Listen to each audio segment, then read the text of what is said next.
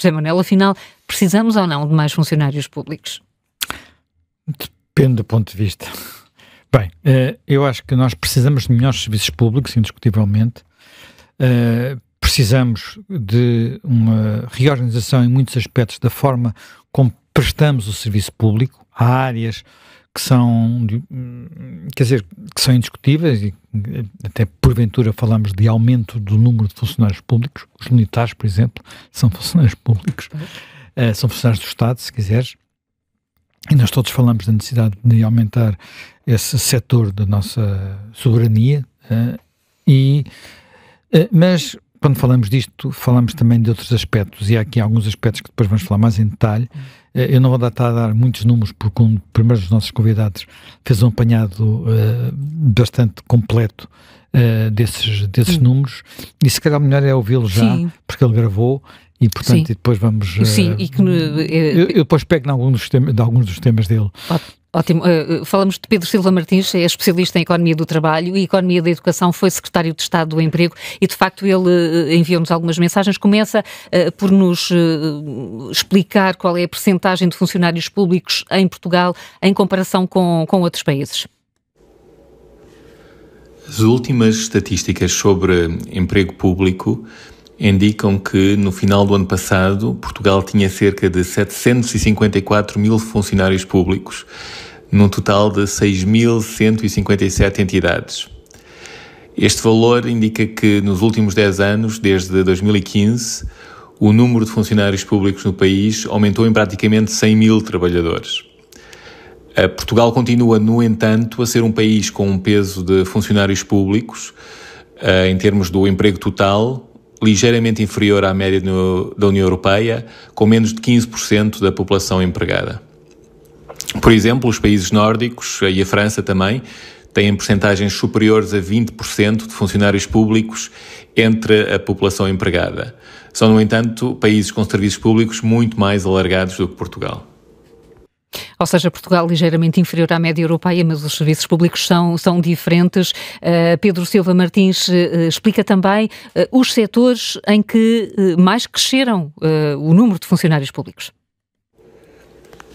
Em Portugal, o crescimento este ano do número de funcionários públicos deve-se em grande medida à administração local, com um aumento de cerca de 3,3%.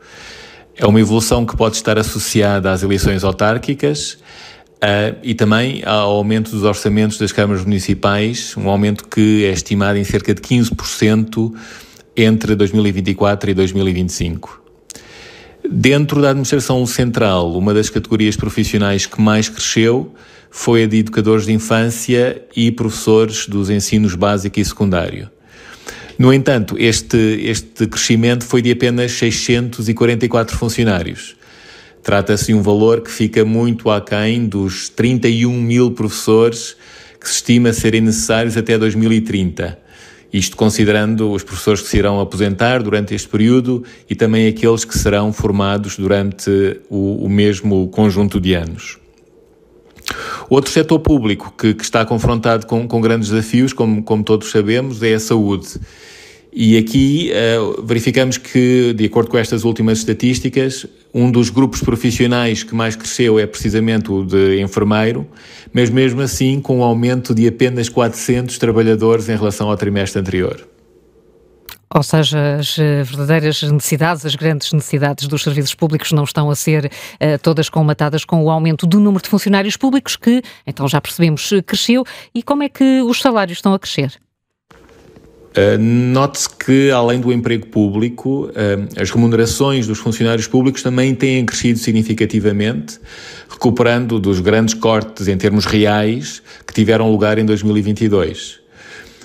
Se considerarmos o ganho médio mensal, que inclui, por exemplo, o trabalho suplementar, outras componentes para além da remuneração base, verificamos que este ganho entre os funcionários públicos é atualmente estimado, em termos médios, em 2.137 euros. Trata-se de um valor que corresponde a um crescimento homólogo, em termos nominais, de 8,5%. No entanto, a administração pública continua a ter grandes dificuldades em recrutar, em particular dirigentes, Recentemente foi conhecido este resultado de que cerca de 2/3 dos concursos para dirigentes em 2023 foram repetidos precisamente por falta de candidatos. Trata-se de uma situação que sugere que estes aumentos salariais recentes não são ainda suficientes para compensar o acréscimo de responsabilidades que os dirigentes da administração pública têm. Portanto, é preferível ter um cargo com menor responsabilidade, mesmo que seja um pouco menos bem remunerado, do que estar sujeito a estas responsabilidades muito alargadas, para o caso de um presidente do instituto ou para um diretor-geral. Um fator que também pode explicar esta situação é, mais uma vez, os níveis muito baixos de investimento público promovidos pelo governo anterior, em que os valores ascendiam a cerca de 2,1% do PIB, muito abaixo da média da União Europeia, de 3,5%. Estes níveis muito baixos de investimento público, obviamente, criam dificuldades muito grandes para o funcionamento de muitos serviços públicos, criam muitas dores de cabeça para os seus dirigentes e podem explicar que muitos prefiram não continuar e não se candidatar a oportunidades ao nível da direção destes organismos. Nem mesmo, então, com uma ligeira subida da massa salarial, a administração pública é atrativa, há falta de candidatos. Como é que será o futuro? É o que nos diz agora o especialista em Economia do Trabalho e Economia da Educação, Pedro Silva Martins. Globalmente, este conjunto de estatísticas que foi apresentado recentemente aponta para uma administração pública desequilibrada. Por um lado, a administração pública enfrenta dificuldades de recrutamento, desde já para cargos de liderança, também para várias profissões críticas, em setores como a educação e a saúde. Por outro lado, as estatísticas indicam que é precisamente na administração local o setor cujo emprego mais cresce em termos percentuais. Verificamos também que, por um lado, o número de funcionários e as suas remunerações têm estado a aumentar. No entanto, por outro lado, os concursos para cargos dirigentes ficam em muitos casos vazios ou recebendo a expressão de interesse de um número muito reduzido de indivíduos. Uma área crítica neste contexto é o tema da modernização dos incentivos na administração pública. Existe um sistema sobre esta questão, o chamado CIADAP, Sistema Integrado de Gestão e Avaliação do Desempenho da Administração Pública. É um sistema que resulta de uma reforma desenvolvida a partir de 2007, com várias alterações nos últimos anos. Embora não exista nenhuma avaliação sistemática do impacto deste sistema de incentivos, há muitos que veem-no como pouco mais do que uma ferramenta burocrática, que não é particularmente ativa no que diz respeito a poder motivar níveis de desempenho mais elevados. Este é um tema que é complexo, não há respostas simples, não há receitas fáceis para, num passe de mágica, melhorar significativamente o enquadramento e os incentivos junto dos funcionários públicos. É um tema que exige muita ponderação, muito bom senso, muita informação de qualidade sobre o que é que funciona e o que é que não funciona, quais são as necessidades dos diferentes serviços. No entanto, é também um tema que me parece cada vez mais incontornável. A modernização dos incentivos junto dos funcionários públicos, estou seguro, é algo que pode explotar ganhos de produtividade apreciáveis. E tendo uma administração pública mais produtiva, iremos com certeza ter também um setor privado mais produtivo, gerando crescimento económico e permitindo o crescimento da economia e das remunerações de uma forma alargada. Ficamos aqui com a opinião deixada por Pedro Silva Martins, a opinião e também muitos dados. Manuel, imagino que tenhas muito para comentar depois do que acabámos de ouvir. Exatamente, acho que estar a repetir os dados essenciais. Agora, ele levantou aqui muitos problemas que são problemas diferentes e eu acrescentaria um outro problema ainda que tem a ver com problemas políticos, digamos assim. Portanto, se nós olharmos para o que aconteceu o ano passado, isso é muito evidente. Há dois números que ele aqui refere, que é o facto de o aumento do número de funcionários ter sido muito maior nas autarquias locais e as autarquias locais terem para este ano orçamentos 15% superiores, que mostram que, enfim, algo que faz parte quase que diria que faz parte das regras da democracia, que é em ano de eleições há mais gastos, há mais contratações, há essas coisas todas, só que isso devia ter, quer dizer, não é um problema, devia ter limites, não direi limites legais, porque eu não sou a favor de limites legais, mas devia ter limites culturais, limites morais, porque o que isto nos mostra são algumas coisas. Primeiro, que há processos que só se resolvem porque há eleições, isso é bom, mas por outro lado, que há calendários que são determinados pelas eleições, o que é mau.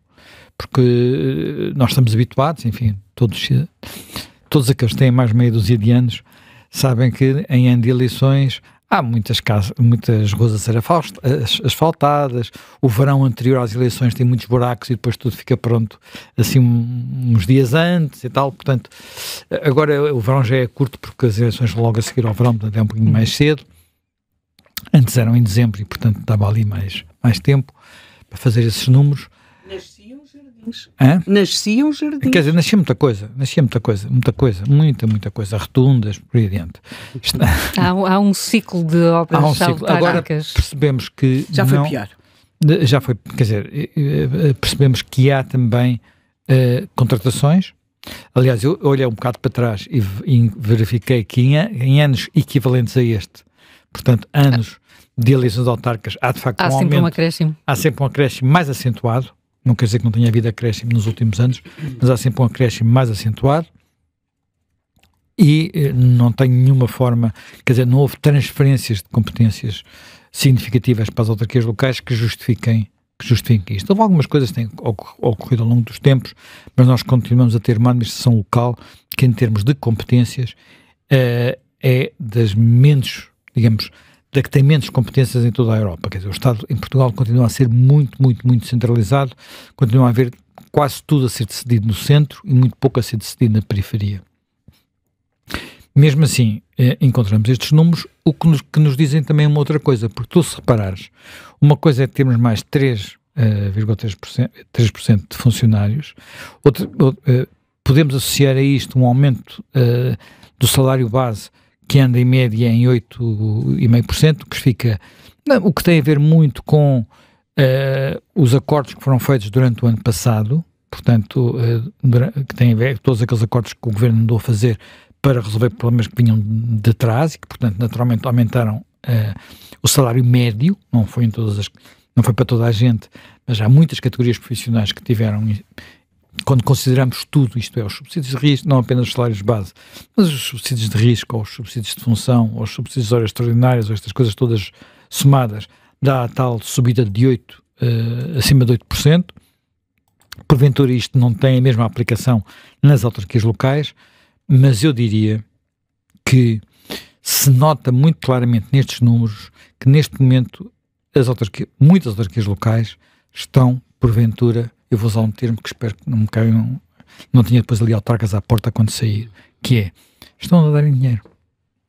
Estão a nadar em dinheiro, no caso da minha, tenho depósitos bancários chorudos, bastante chorudos, porque o que aconteceu nos últimos anos é que o sistema fiscal beneficiou muito as autarquias locais. As autarquias locais que andavam à míngua, eu recordo-me do tempo em que, para fazer um viaduto em Lisboa, era preciso fazer uma permuta com um construtor civil que ia construir um bairro. Aconteceu aqui perto de nós, num viaduto aqui na Segunda Circular, em que foi feito um bairro depois na zona do Alto, não era bem ainda Alto Lumiar, era Telheira, também não era Telheiras.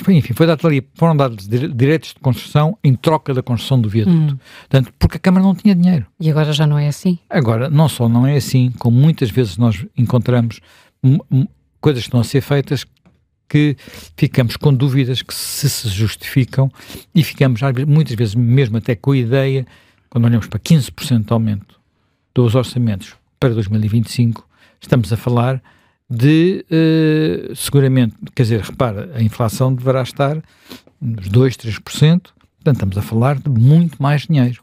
Portanto, é dinheiro que estava acumulado, porventura para o ano das eleições, é dinheiro que pode vir associado ao PRR, mas há muito dinheiro que vem daquilo que aconteceu às taxas, sobretudo às taxas que as câmaras recebem, à parte que tem a ver com a habitação, com a construção e habitação. Quer dizer, se as casas ficam mais caras para os cidadãos, as câmaras estão a receber impostos mais elevados.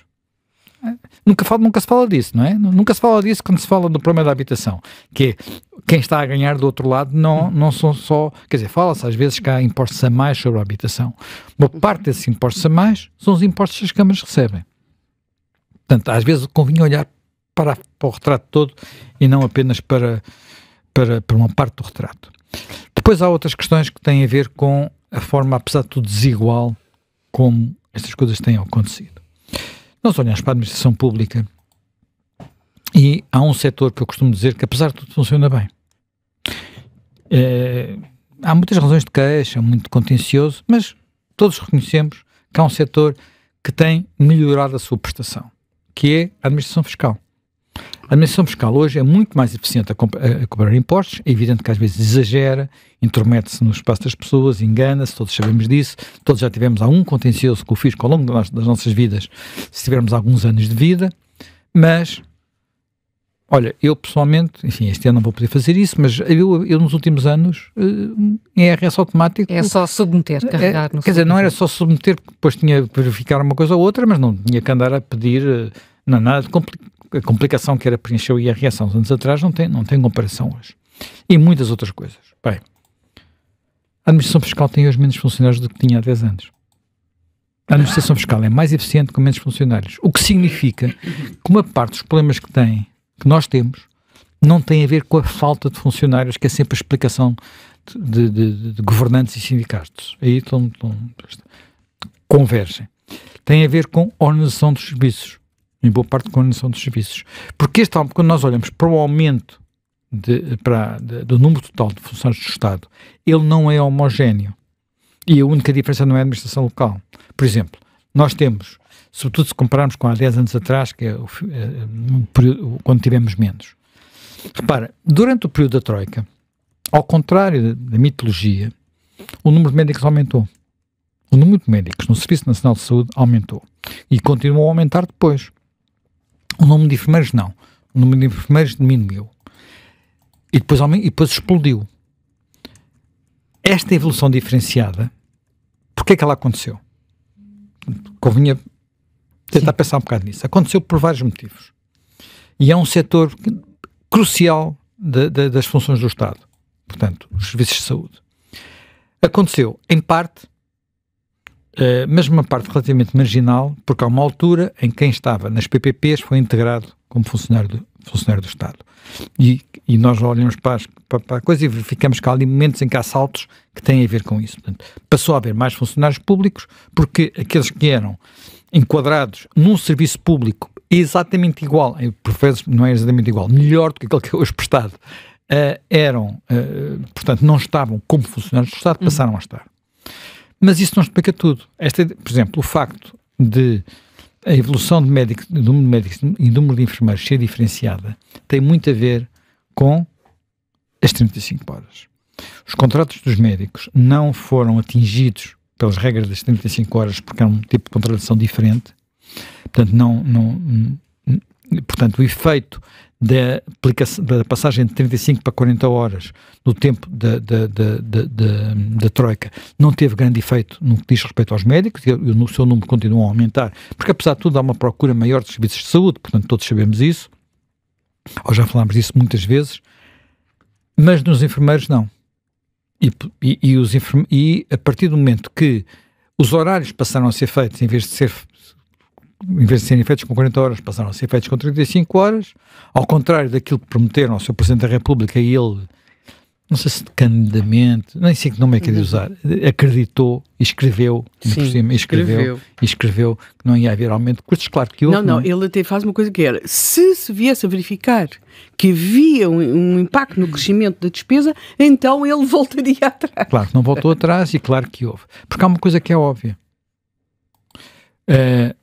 o simples facto de nós baixarmos um horário de 40 para 35 horas, isso implica que temos menos 14%, acho que o número é este, 14% de horas trabalhadas.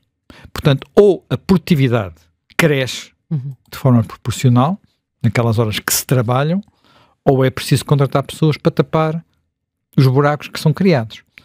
Como sabemos, não houve aumento da produtividade de forma nenhuma equivalente e abriram-se buracos em muitos sítios. E nem todos eles foram cobertos como deve ser. Há mais, e continuando com isso, há mais onde se nota isto. Porque, apesar de tudo, nós estamos hoje com mais professores, não estou enganado, estamos hoje com mais professores do que há 10 anos, apesar das crises, o que também tem a ver com opções tomadas no Ministério da Educação, e não é apenas por termos um alargamento ao pré-escolar que é importante, porque houve esse alargamento e esse alargamento das creches e pré-escolar não tem apenas a ver com isso. Estamos a falar, porque isso já vinha de antes, não é? Porque isso aconteceu o ano passado. Portanto, isto já vinha de antes. Tem a ver com outras questões. Mas estamos, por exemplo, tema tantas vezes recorrente, temos menos polícias. Certo. As forças de segurança hoje o Ministério tem menos agentes do que tinham há 10 anos. Há todo este discurso público sobre essa matéria, mas há este facto que é indiscutível. Portanto, há aqui uma evolução digamos, do número de funcionários, que eu diria que uma parte podemos associar à evolução das próprias necessidades sociais. Quer dizer, se nós temos um sistema educativo que no início nas nossas séries estatísticas na Direção-Geral da Direção-Geral que controla isto e que publica, que agora não me recordo o nome exatamente da Direção-Geral, começam apenas em 2011. Portanto, começam... mas não sei, emprego público, Direção-Geral do Emprego Público, Administração e Emprego Público, assim isso quer dizer. Portanto, elas começam só no final de 2011, portanto começam, eu acho que o facto de termos estatísticas está ligado à troca já cá estava, portanto provavelmente passámos a ter estatísticas porque a troca nos disse só um favor ter estatísticas para a gente saber, para não andarmos a trabalhar às cegas, não é? Vocês e nós, não é? Nós passamos a ter estatísticas, que já é muito bom, são mensais, portanto todos os meses temos a possibilidade ou trimestrais, enfim, acho que há mensais e trimestrais. Bem, temos estatísticas, o que é muito importante, e, portanto, não só seguir para trás para ver algumas coisas que seria relevante. Repara, quando elas começam, já tínhamos 6 meses de troika, portanto, já poderia ter aqui havido algum impacto, e de facto há uma diminuição de uma forma genérica da administração pública do número de funcionários até 2014. Em 2015, ainda com o governo de Passos Coelho, já muda a tendência. Já é uma pequena inflexão. Mas isto vendo por áreas, percebe-se que há serviços públicos que de alguma forma nós podemos considerar. Por exemplo, serviços de saúde. Nós temos uma procura de serviços de saúde que tende não é apenas a aumentar o que eles nos custam, é aumentar o que eles nos pedem, não é? Portanto, e não é apenas por termos população mais envelhecida, é porque temos serviços de saúde mais, quer dizer, com meios de diagnóstico, com meios de tratamento... mais sofisticados e mais caros. Mais sofisticados, mais caros, que intervêm, que não pedem apenas mais máquinas, pedem também mais pessoas, não é? Portanto, naturalmente. E isso acontece em todo o mundo, não é exclusivo nosso, e mesmo tendo crescido neste período imenso o setor privado, porque cresceu imenso, no próprio setor público, que podia, apesar de tudo, estar muito melhor organizado e ser muito mais eficaz, não ficaria surpreendido que houvesse subida do número de funcionários. Que houvesse subida do número de funcionários na educação, porque nós, no início deste período, começámos com o alargamento ao 12º ano, da escolaridade obrigatória, ela vinha de 2010, portanto o efeito final ainda se está a sentir no início deste período, e agora alargamos para baixo, digamos na direção contrária, até às creches, o que é muito importante, que é muito positivo, e portanto também aumenta aí, digamos, os requisitos do sistema. As questões que se colocam, no entanto, têm a ver com alguns problemas que foram, de alguma forma, tocados pelo Pedro Brinca e que eu gostaria de acentuar alguns deles. Primeiro, o problema do investimento. Nós tivemos não apenas um baixo investimento público, nós tivemos durante grande parte do governo anterior, e repara, sobretudo durante o governo anterior e não durante o período da Troika, o que é extraordinário e surpreendente, tivemos um nível de investimento público que não repunha o capital existente. Isto parece uma espécie de, digamos, palavrão do economias, não é? Mas basicamente o que é que isto quer dizer? Quer dizer que, para dar um exemplo simples que as pessoas percebem, eu não preciso de comprar uma casa nova para saber que para manter a minha casa funcional tenho que gastar algum dinheiro nela, nem que seja a trocar as lâmpadas que se fundem, a arranjar os canos que se rompem, a trocar uma torneira, nem é preciso tornar às vezes a válvula da torneira, portanto é preciso um investimento de manutenção. Ora, nós tivemos muitos anos em que o investimento público não chegou ao necessário para manter o capital no sentido de que não se degradava. Ainda hoje temos, por exemplo, um artigo aqui no Observador do antigo Ministro da Educação, da Saúde, perdão, e que é médico no IPO, sobre o problema dos elevadores do IPO e de como isso condiciona uma coisa tão simples. Então, quer dizer, os elevadores, se para realizar operações a doentes tão críticos como doentes oncológicos, o IPO não teve dinheiro para manter os seus elevadores a funcionar, chegámos a um ponto onde o grau digamos, de falta de investimento público mínimo, não estamos a falar em construir novas autoestradas, nem TGVs, nem aeroportos. Não é disso que estamos sequer a falar. Estamos a falar deste tipo de situações. Isto não é um detalhe, porque para muitos serviços públicos, para muitos serviços públicos isso é um enorme desincentivo a quem lá trabalha, porque sente que trabalha em condições cada vez piores, sobretudo se for dirigente, sobretudo se tiver responsabilidades. E eu conheço, e tenho conhecido ao longo da minha vida, muitos quadros, digamos, funcionários superiores da administração pública, alguns meus amigos, e que muitas vezes me davam conta de uma dificuldade gigante a este nível. Relacionado com isso, está um outro problema que também foi citado aqui pelo Pedro Brinca, que é porque é que estamos com tantos concursos para dirigentes que ficam desertos, ou que não têm candidatos suficientes. Sendo que isso deve ser associado a um outro elemento muito significativo, que é nós termos, este número é impressionante, digamos, este número foi buscar ao Instituto Mais Liberdade, que temos aqui o André Pissão Lucas connosco.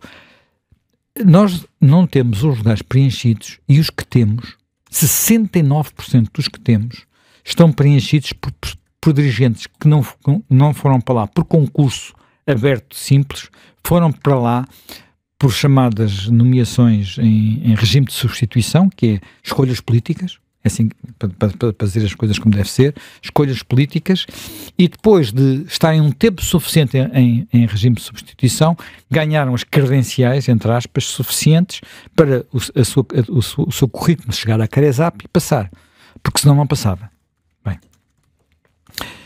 Isto é duplamente preocupante. Primeiro, porque eu não creio que o problema de termos falta de candidatos a lugares de dirigentes tenha apenas a ver com a remuneração. Em alguns casos terá a ver com a remuneração, sem dúvida nenhuma. Portanto, sobretudo em alguns setores onde há maior concorrência com o setor privado. Portanto, onde são precisos um tipo de quadros que no setor privado são mais bem pagos. Portanto, há uma grande diferença entre as remunerações no setor privado e no setor público. Em média, no setor público ganha-se mais. Uma parte disso é justificado por, digamos, as qualificações médias no setor público serem mais elevadas. Basta pensar no número elevado que temos de médicos e professores para percebermos que temos uma percentagem de licenciados maior do que no setor privado. Mas quando vamos entrar no detalhe mais fino, eu infelizmente não vejo estudos sobre isto feitos há muito tempo, mas os últimos estudos de que tive conhecimento mostravam o seguinte, mostravam que nos setores de topo se ganhava menos e às vezes muito menos do que no setor privado, mas nos setores de baixo portanto, nos setores não qualificados, ou menos qualificados da administração pública, que apesar de tudo são a maioria, não é? Nós temos o grosso da administração pública, são os chamados assistentes operacionais. Nesses setores, por regra, ganha-se mais no que para postos de lugares equivalentes no setor privado, sendo que no setor privado não se tem benefícios que há no setor público. Portanto, são setores onde a mobilidade é muito menor. Tendo-se ali um lugar, não se sai dali. Está-se a ganhar mais, tem-se segurança do emprego, tem-se vantagens com a ADSE, se tivesse a ADSE e por aí adiante. Portanto, eu não creio, mesmo assim, repetindo, não creio que seja o único problema em relação ao topo da administração pública. Acho que há outro problema. E esse outro problema é o facto de, nos setores da administração pública que gostariam de trabalhar, de fazer serviço público, ser hoje cada vez mais complicado fazê-lo. E é hoje cada vez mais complicado fazê-lo porque a administração pública está atada por todos os lados, com normas e mais normas e mais normas e mais normas e mais normas, e um Tribunal de Contas que olha a todos os detalhes e que aplica multas às vezes sem pés nem cabeça para coisas que tinham que ser feitas, mas que faltou lá cumprir um passo N, X ou Z. Tudo se multiplicou. Quer dizer, em nome houve aqui dois fenómenos, que é, por um lado, isto é feito em nome de combate à corrupção. Mas não é só por causa disso. E isso é o outro motivo porque também há tantos funcionários. É porque a forma como nós fazemos leis em Portugal e regulamentamos o país é feita, isto depois é levado à enésima potência na Europa, é feita equilibrando poderes. O que significa aquela história que aqui se fala às vezes, para qualquer coisa são precisos 15 carimbos. 15 carimbos são 15 funcionários, são 15 serviços. Alguns desses serviços, numa estrutura lógica, não tinham, ou em alguns casos, não tinham que existir. Ou deveriam, pura e simplesmente, confiar em quem está a tomar a resolução. A olhar para aquele caso que não tem. Eu não tenho que olhar eu não tenho que olhar apenas para, não é para o meu quintal, é para o meu canteiro. Portanto, que é o que muitos desses serviços fazem. Simplesmente, isto existe porque há uma lógica que começa no Conselho de Ministros e que acaba no funcionário, que pode ser um quadro intermédio, ou pode ser um quadro menor, ou pode ser um dirigente, que sabe que no dia em que lhe tirarem aquela competência, a prazo, tiram-lhe um emprego. Ou tiram-lhe uma razão de ser do seu emprego. Não lhe tiram um emprego, não se pode tirar, mas tiram uma razão de ser do seu emprego. Portanto, ele quer deixar ficar ali, olha, como aqueles cãezinhos que nós vamos passear, sabes como é que é, não é? Todos nós já passeamos cãezinhos, que tem que deixar a sua marca em cada poste, em cada esquina, Pronto. E isto funciona assim. Portanto, e isto é uma das razões, porque quando nós olhamos para este problema e olhamos para a reforma, digamos, para o Estado, devíamos também olhar para o Estado e para esta evolução. Isto não pode continuar assim, porque nós não temos, hoje temos dinheiro, porque as finanças públicas estão boas, mas sabemos que de um momento para o outro podemos deixar de ter. Nunca aconteceu em Portugal aquilo que há mais de 25 anos, portanto ainda foi no século passado, é melhor dizer assim, aquilo que no final do século passado, fica melhor assim, não é? Que no final do século passado nos foi prometido por um ministro, vê lá tudo, António Guterres, chamado Joaquim Pina Moura, que disse, por cada 4 funcionários que saem só entra um. Depois a seguir achou-se que era por 2 que saem só entra um. Bem, e todos os anos eles crescem. Portanto, multiplicam-se, sabe-se lá como. Quer dizer, sabemos, não é? Portanto, temos estado a falar disso. Portanto, sem parar isto, há uma altura em que já não há impostos que paguem isto tudo, não é? Portanto, isto não é... Enfim, nós sabemos que isto é tendência em muitos países. Agora sabemos que há países que estão a olhar para isto, tentando ver se faz sentido ter aquelas coisas todas e aqueles serviços todos. Muito polémico, não é? O que está a acontecer na Argentina, o que está a acontecer nos Estados Unidos. Vamos ver o que é que acontece. Talvez haja aqui alguma mudança.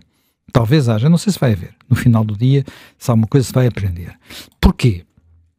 Primeiro porque há estas lógicas que são de defesa do seu próprio lugar. E depois porque é necessário, para fazer coisas, é necessário repensar a forma de fazer isto tudo.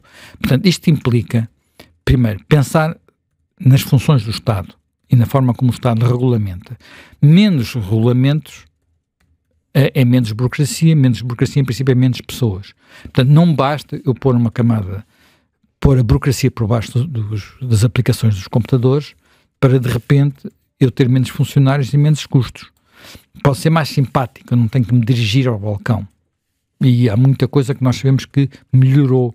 Nós utentes melhorou, não é? Receitas médicas. Recebemos por SMS e é muito mais fácil agora. Essa parte melhorou.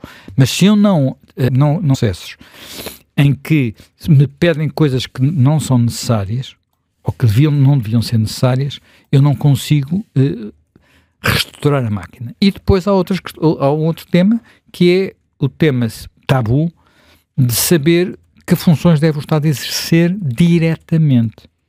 Portanto, se o Estado, quer dizer, ninguém duvida que o Estado, pelo menos eu não duvido, que o Estado deve ter um monopólio do exercício da violência e da justiça, que são as suas missões tradicionais. Portanto, não estou a sugerir que se façam PPPs de tribunais, ou PPPs de polícias, ou PPPs de militares, o que não quer dizer que não se possam contratar alguns serviços, a construção de hospitais, de tribunais, ou a construção de quartéis, construção ou desconstrução de quartéis a privados. Estou a falar daquilo que é o exercício daquelas funções. Mas há muitas outras... a verdade é que o mau funcionamento do aparelho de Estado e da máquina administrativa leva a que, não se privatizando essas funções, na prática, sobretudo no caso da justiça, por exemplo, as questões entre as empresas, sejam muitas vezes as pessoas optem por já não recorrer aos tribunais. Mas estamos a falar de coisas diferentes, não é?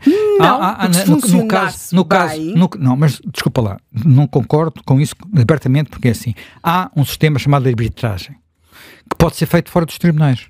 Mas não é apenas a arbitragem, mas às vezes tens por negociação, porque as pessoas sabem que demoram 20 anos. Mas ainda bem. Eu acho bem que negociem e que não levem tudo para o tribunal. Porque senão mas não é coitados, é que o bom princípio de uma economia, de uma coisa liberal, é que as pessoas negociem, e o tribunal é a última instância, e não deviam ser só por terem medo do tempo que vão para o tribunal, deviam ter medo também das custas, portanto, para irem para o tribunal, porque depois custa a toda a gente, e aí eu não acho que se deva poupar, porque as pessoas devem tentar resolver os problemas por elas, não é? Quer dizer, eu prefiro que quando há e não é preciso empresas, é um divórcio. Se o divórcio puder ser resolvido, portanto, é um tema muitas vezes complicado, para ser resolvido sem ocupar tribunais de família, melhor. Portanto, e não é porque demorar muito tempo no tribunal de família. Estou a perceber o que estás a dizer. Pronto. Agora, crimes, sim, claro. Portanto, justiça administrativa, tudo isso tem que haver nos tribunais, tem que ser mais rápido. Bem, mas... Portanto, polícias também prefiro não ter empresas de segurança que não sei bem como é que funcionam. Claro que tenho para situações muito particulares. Quer dizer, tenho empresas de segurança para me guardarem para a entrada dos edifícios, para os lugares de diversão noturna. Tenho essas coisas assim, como é óbvio. Mas não é disso que estamos a falar. A gente está a falar de outras coisas quando falamos de polícia. Portanto, bem... Dito isto, quer dizer, eu não quero ter uma empresa de segurança a saber se eu tive um excesso de velocidade ou não, por exemplo, não é? Não houve casos que tivessem resultado bem. Não, também penso que não. Já houve casos que tivessem resultado bem. Portanto, melhor é realmente não andar em excesso de velocidade, mas pronto, essa é outra conversa. O tempo a passar. Bem, indo ao tema e agora, a outra questão é a questão de saber se, de facto, funções como as funções que têm a ver com a educação e a saúde, que são dos grandes consumidores de recursos humanos e de recursos financeiros do Estado, devem ser exercidas em exclusividade prática. Quer dizer, não são em exclusividade porque as pessoas fogem para o setor privado, mas devem ser exercidas com outro tipo de equilíbrios.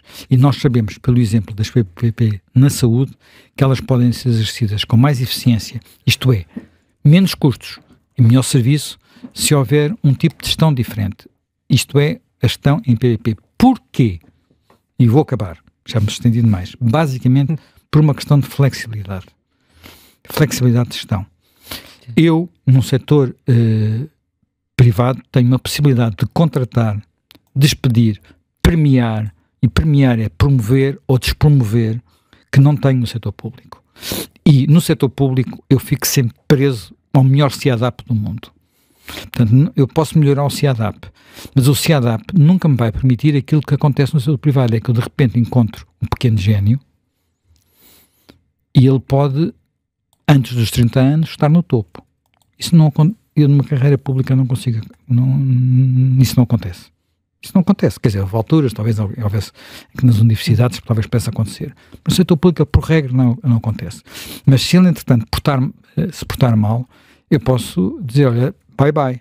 Também não acontece no setor público. E esta flexibilidade permite primeiro, adaptar-se a um mundo em rápida mudança, um mundo em que muitas funções não vão ser feitas apenas por máquinas, como estão a ser feitas hoje já, mas por máquinas com inteligência artificial, que permitirá resolver outro tipo de problemas, e que, portanto, se tivermos tudo basicamente a proteger os seus postos de trabalho, a proteger a sua pequena função, a proteger o seu pequeno canteiro, vamos continuar todos os anos a ter que discutir aqui quantos funcionários públicos temos a mais.